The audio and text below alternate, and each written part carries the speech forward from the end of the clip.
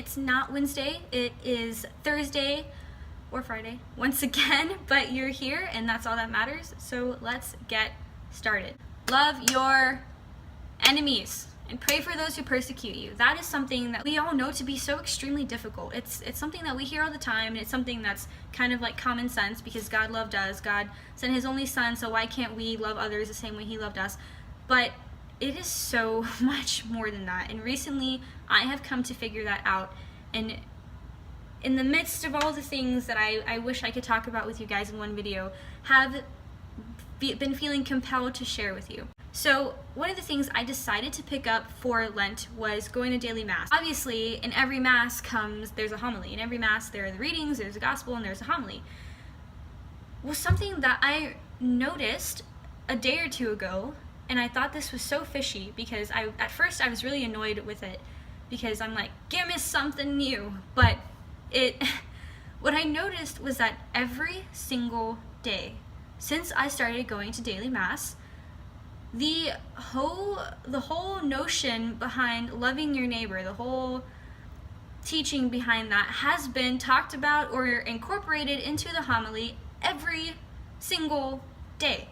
The readings may not even have anything to do with that, but for some reason, every day it's been incorporated. And I am just like, what the heck? But recently, in those homilies, I have come to such an incredible understanding of what it really means to love your neighbor. That's what I really want to share with you guys today. So, loving your enemies and praying for those who persecute you. Who are our enemies? I want you to take a second and I want you to think about all the people that you consider to be your enemy. So Father was explaining to us in Mass that our enemies are not the people that we just don't like because we just don't like their face, or the people who are against the church, or the people who are just really annoying because of some really annoying habit they have.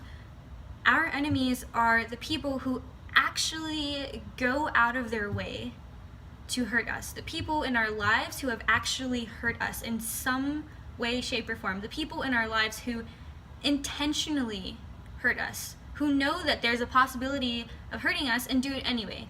Those are our neighbors. And maybe it was just me, but when I heard this, I was like, shoot. Because I find myself thinking that my enemies are the people that I'm just really annoyed by, that haven't really done anything to me, people that I haven't even met or really talked to or really even know as a person, but just find so completely annoying. And I consider them my enemy, and that's my pride. That is my selfishness and my pride that I have let overrule my judgment. And I feel like that's the case with a lot of people who think that they have all these enemies, but they don't. And that is something that we need to work on and we need to get over, because we are called to love everybody. We don't have to like them, but we have to love them. The second thing that I wanted to share was the part in Mass where we give the sign of peace to those around us. In an awkward time when you're like, peace be with you, peace be with you, peace be with you, peace be with you. Yeah, that time, as someone who struggles with social anxiety, it is such an awkward time for me. I'm awkward. So why do we do that? What does that have to do with loving your neighbor? Well, my friends, Father explained that to me very clearly in Mass, and to everyone else who was there. And I was like, mind blown. Something something people need to know. So when we do that, it is a means, it is a calling, it is a means to become in communion with those around us as witnesses, as the universal church coming together in communion to witness, to receive the body and blood of Christ presented before us. Let me explain. When we receive communion, it is called, when we receive the Eucharist, it is called receiving communion for a reason. When we receive the Eucharist, we are then in communion with God, with Jesus. Well, if I receive the Eucharist and then become in communion with God, with Jesus, but then the person behind me and the person before me also goes up and receives the Eucharist, receives communion, doesn't that mean that that person is also in communion with Jesus and God? And if that person is in communion with Jesus and with God, and I am in communion with Jesus with God, we should be in communion together.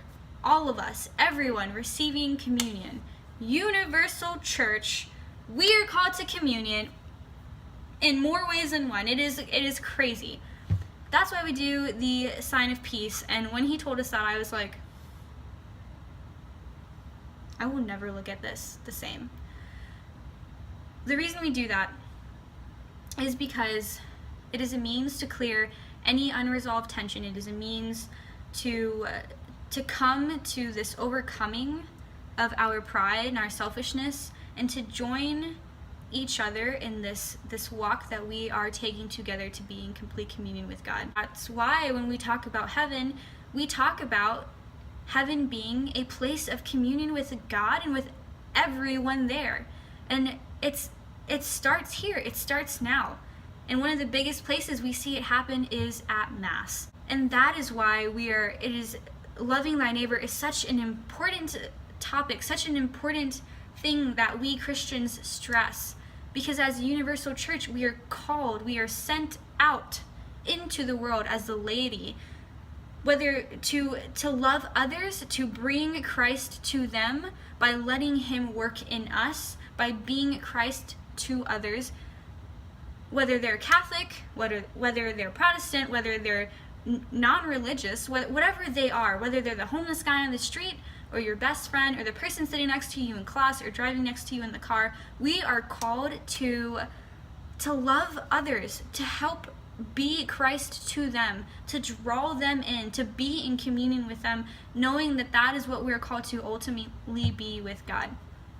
And that was such a mind-blowing thing for me to learn, such a humbling thing for me to learn, and I just really felt like I needed to share that with you guys, because I want you to think about the enemies in your life, the people in your life that have wronged you, and the people in your life that you consider to be your enemies, and whether or not they really are your enemies, and whether there's something more inside of you that you might need to work on.